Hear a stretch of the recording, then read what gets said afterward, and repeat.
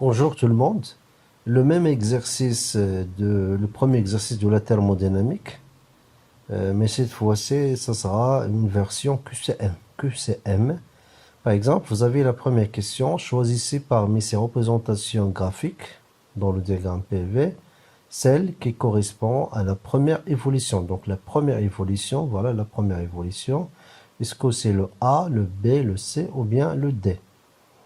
La deuxième question concerne la deuxième évolution. Voilà la deuxième évolution. Est-ce que c'est le A, le B, le C ou bien le D? La troisième question concerne la troisième évolution. Voilà la troisième évolution, les isothermes. Est-ce que la première représentation, la deuxième, la troisième ou bien la quatrième? Vous avez le A, le B, le C ou bien le D. La cinquième ou bien la quatrième question, c'est le calcul de la variation de l'énergie entre l'état initial 1 et l'état final 2. Donc, est-ce que c'est le A, delta U égale 100 joules, ou bien le B, ou bien le C, ou bien le D? Pour la cinquième question, que représente l'air limité par les courbes représentantes? Est-ce que c'est l'air est-ce que l'air représente la valeur absolue du travail, le A? Est-ce que c'est le B? Est-ce que c'est le C, ou bien le D? La sixième question, calculer le travail pour la première évolution. Donc, il faut faire attention, ça c'est le travail. Donc ici, vous avez la première évolution.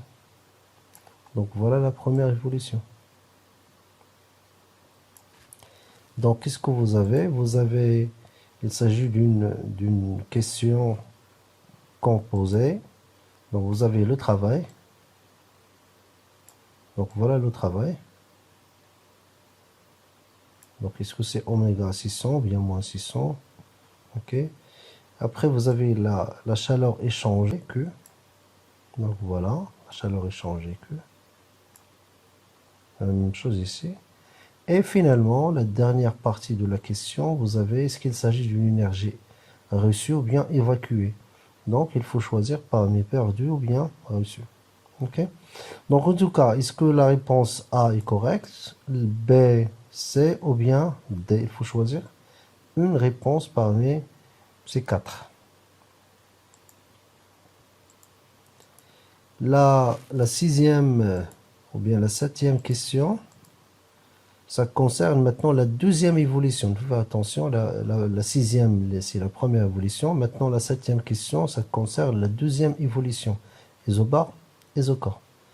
Donc, il faut calculer le travail et le comparer avec ce que vous avez dans les choix. Est-ce que c'est le A, le B, le C et le D? La même chose que la quantité de chaleur. Est-ce qu'il s'agit d'une quantité perdue ou bien reçue? Et la dernière question, calcule le travail maintenant pour la troisième évolution, l'isotherme. Ok, il faut déduire la charge échangée Q. Et est-ce qu'il s'agit d'une énergie reçue ou bien évacuée? Donc, il s'agit de la deuxième version de l'exercice numéro 1 de la thermodynamique sous forme de QCM. Vous avez un exemple de gré de réponse. Donc, il faut cocher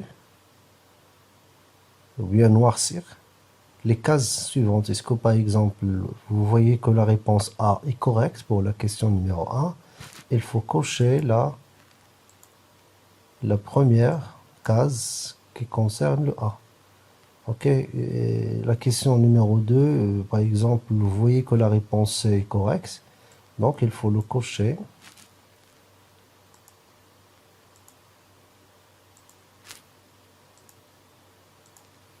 Donc il faut le cocher, voilà, comme ça. Vous mettez un croix dans la case.